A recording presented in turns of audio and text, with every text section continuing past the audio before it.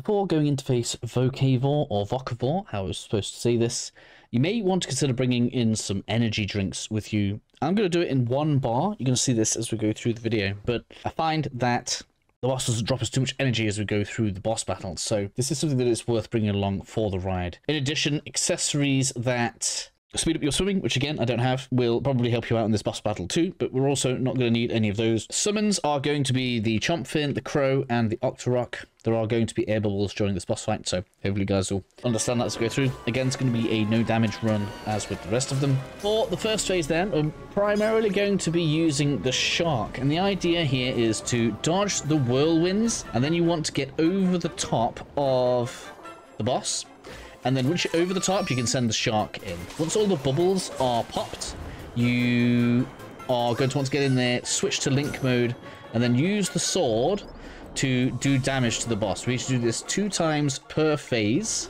And when the boss's body stops flashing, you need to get away, because it's going to do a whirlwind, and that is going to do damage to us, right? We're trying to do this with no damage, because the bosses are fairly easy in this game. And we can do this twice. It's pretty simple. For the first phase, we just drop the Shark in there, pop the bubbles. You may need to do this twice. Be careful about the tail missiles, but usually the Shark can tank most of those for you.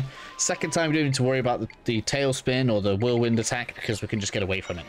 In the second phase then, we are now faced with 2 air bubbles and then a central pillar of water, which is what we're primarily going to be using. You want to stay away from the boss if it passes through the water, because it is going to try and do a somersault attack against you. Whilst you're at range, you want to use the Octoroks. They can sometimes get a good couple of shots off just to continue weakening the follicles or whatever they're supposed to be on its back. Now when it's tired, if it flips over on its back, the only real way we can damage it is if we go in there, get into Link mode, and then fire an arrow up into its back. This is unfortunate and is realistically the worst stance that it can fall into. It can face several directions, as you guys will see through the video. As it's coming underneath, if you get the angle of the Shark correct, you can actually hit the follicles on its back.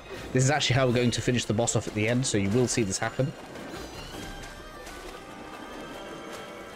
Again, when it comes round back to the Octoroks, see if we can get a couple of shots off on there, maybe not, but we're going to avoid the whirlwinds anyway. Usually the big one seems to come down the bottom, but it can come up to the top, so just be careful.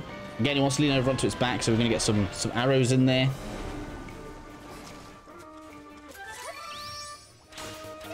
And then get out of the way before it does its spin.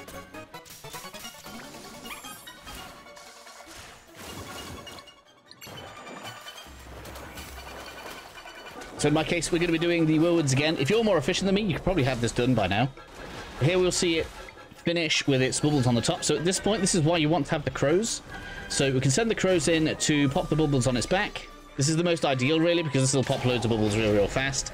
Get into Link mode, and then we can just slash at it to finish one of the phases. Much like last time, you want to get away from it before it does its somersault.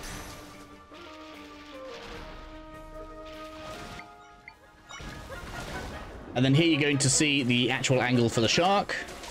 When it does get the bubbles on its back, you can get in there and finish it off.